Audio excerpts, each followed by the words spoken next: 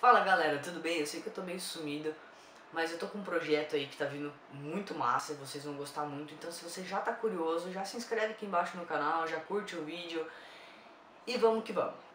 Como eu ia dizendo, na verdade eu sempre contei pra vocês a minha revolta com relação à igreja, o porquê que eu nunca falei na verdade o porquê que eu não vou, né? Mas eu sempre falo que eu acho isso, acho aquilo, e geralmente de uma forma negativa. Eu falei, vou fazer um negócio diferente. Eu vou explicar os meus motivos. O que acontece? Eu cresci dentro de uma igreja evangélica desde os meus 11 anos. Uma igreja que, querendo ou não, era conservadora, o pessoal só cantava hino, depois começou a evoluir para umas músicas um pouco mais agitadinhas. Hoje os caras fazem até holy ground. Quando eu comecei, eu tinha como verdade tudo aquilo que me falavam. Eles me diziam que aquilo era legal, que era o que Deus queria, que Deus estava feliz com aquilo. E eu sempre fui de querer agradar todo mundo que estava perto de mim, por mais impossível que isso seja. Então eu falava, putz, por que não agradar a Deus? O cara morreu por mim, mandou o filho dele vir morrer por mim, me deu a vida e tal, e eu vou ficar aqui sem fazer nada por ele? Eu falei, não, é isso que eu quero servir a Deus a minha vida inteira. Só que eu tinha amigos fora da igreja que eles falavam que eu era fanático, que eu tinha assim sérios problemas, porque se vocês querem um exemplo claro, eu não gostava de escutar música que não fosse de igreja. Eu não deixava tocar música que não era de igreja dentro com o meu violão. Todo mundo falava que se eu deixasse alguém tocar uma música que não era de Deus no meu violão, alguma coisa ruim ia acontecer porque eu permitia aquilo. O engraçado é que meu violão foi roubado dentro da igreja. Não guardo rancor com relação a isso, tá? Eu imagino que a minha relação com a igreja foi uma relação muito tipo, é, eu com o melhor amigo. Eu cresci ali dentro, eu via as coisas acontecerem, eu acreditava, eu me dedicava de corpo e alma. E aí quando apareceu o meu segredinho, tudo desmoronou. Eu vi a reação das pessoas, eu vi pessoas me julgando, pessoas apontando o dedo. Claro, teve os meus amigos que falaram pra mim, eu não concordo com isso, mas isso não impede que eu te ame, isso não vai fazer eu romper minha amizade com você por conta de uma coisa assim. E uma coisa que eu ouvia muito é que Deus ama o pecador, mas não ama o pecado. Só que o meu estilo de vida era considerado pecado por eles. E teve uma época que eu comecei, aquilo tava me deixando louco já, porque eu amava a minha atual noiva, eu, eu queria estar junto com ela, eu queria fazer ela feliz, mas eu não podia, porque aquilo era errado, porque Deus não ia me amar, Ele não ia me querer mais por conta disso. Era isso que eu cresci ouvindo, que eu ia pro inferno, que as coisas iam se complicar. Então até aquele momento em que eu não sabia o que eu sentia com relação a pessoas. Na verdade, sim, eu sabia o que eu sentia, mas que eu não demonstrava o que eu sentia por pessoas do mesmo sexo biológico, era tudo às mil maravilhas. E aí, quando isso caiu, foi como me jogar um balde de água fria e me enterrar assim, ó, no meio de um iceberg. Falar, fica aí a deriva, porque você merece um belo de um gelo. Então isso me causou um impacto muito negativo. Eu já não tinha mais vontade de estar junto com o pessoal, eu já não queria mais tocar, eu não queria mais participar das coisas da igreja porque eu não me sentia em casa mais como eu me sentia antes.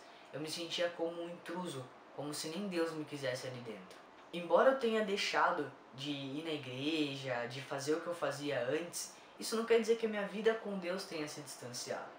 Muita gente fala, ah, mas você ainda ora, você ainda lê a Bíblia. Cara, eu passei a minha infância inteira escutando que a igreja são as pessoas reunidas, né? Então, tipo, eu não preciso ir num prédio para estar adorando a Deus, eu posso fazer isso sozinho. Então de manhã eu acordo, eu tô indo pro trabalho, eu tô orando, às vezes eu deito de noite na cama, eu tô cansado, eu começo a orar, eu durmo. E aí de manhã eu peço perdão de novo pra Deus porque eu dormi no meio da oração. Às vezes eu nem orava, eu só pensava, e aí era um problema sério, eu conseguia resolver depois, eu nem sabia o porquê. Então esse meu trauma me bloqueou muito com relação a ir em igrejas. Sem contar que tem aquela coisa ridícula que todo pastor faz. Os homens levantem-se e venham pra frente pra gente orar. Agora as mulheres. E aí, tipo, tinha sempre um engraçadinho que me chamava na sessão das mulheres e outro engraçadinho que me chamava na sessão dos homens. As pessoas ficavam confusas, a culpa não era delas. Não, se eu tô lá no meu canto é porque eu não quero ir lá na frente. E essa forçação um pouco me deixou meio, né? Eu recebi no meu feed de notícias do Facebook um vídeo onde um cara, na verdade um cara cis agora, né? Falou que ele era ex-transexual. Ele nasceu homem, né? No corpo de homem, se transformou numa mulher, achou que estava feliz e depois não estava contente e voltou pro corpo de homem de novo. Confuso? Sim. Eu acredito nisso? Sim. Tem pessoas que entram nisso só por uma simples modinha, experimentar, vou ver como que é ficar com cabelão e tudo mais. Tem pessoas que não são trans, não adianta você forçar uma situação que você não é. É a mesma coisa que você ser uma pessoa falciane do cão, que tipo, chega a escorrer veneno da sua cara assim, ó. Sabe lesma? Quando passa e deixa aquela gosminha? Tem gente que é tão falsa que quando passa deixa o rastro de veneno assim, ó. E que querem ser pessoas boas. Isso não dá pra mascarar. Eu já vi casos de pessoas que falou que se assumiu trans e depois falou que se converteu e depois falou que o pastor tinha pago uma propina pra poder falar besteira e falar que se converteram.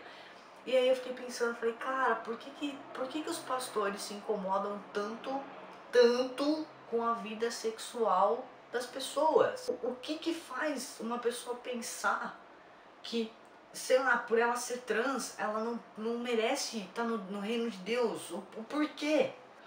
Eu disse que eu não ia me estressar.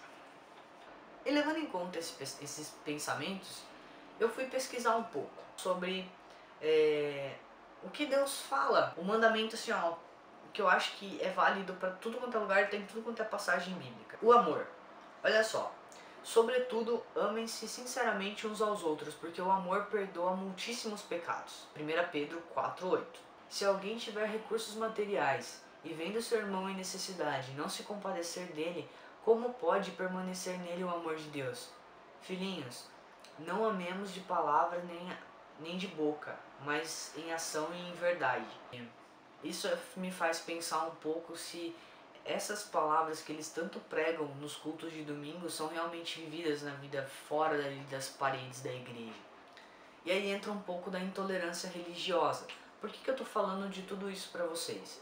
Quando eu falo que a gente tem que se respeitar, a gente tem que se amar, que a gente tem que entender o próximo, entender a necessidade do outro, isso não é porque eu frequento uma igreja, isso não tem que ser porque eu frequento uma igreja. Se você precisa de uma religião para ser bom, você não é bom de verdade. E aí eu peguei o que é intolerância religiosa, eu vou ler para vocês. A intolerância religiosa é um termo que descreve a atitude mental caracterizada pela falta de habilidade ou vontade de reconhecer e respeitar diferenças de crenças religiosas, né, de terceiros e tudo mais.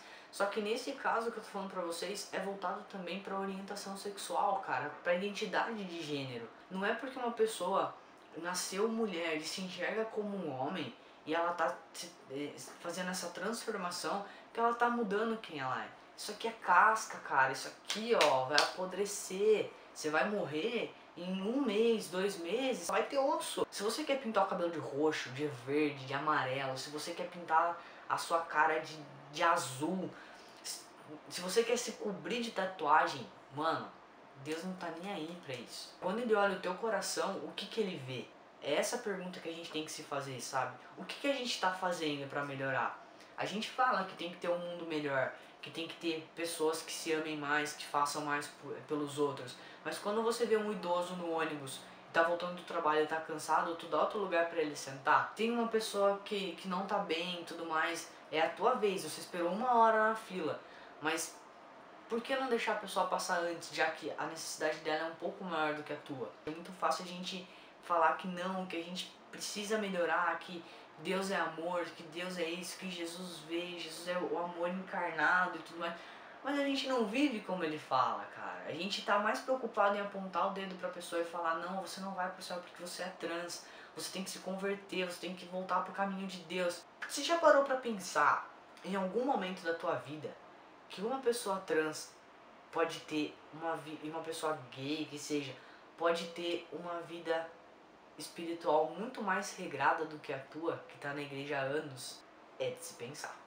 Gente, é sério, vocês não têm noção de quanto eu me segurei pra não fazer um vídeo esculachando aquele pastor. Eu acho que ele é pastor, nem sei.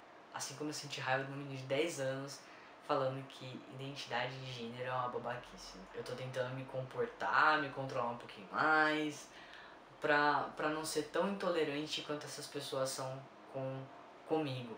Se você gostou do vídeo, deixa o seu joinha. Eu quero trazer outros assuntos pra você sem ser o meio trans, sem ser tudo isso. Tem umas séries que eu assisti que são, ó, muito massa. Eu tô terminando de ler uma série também e eu quero trazer pra vocês.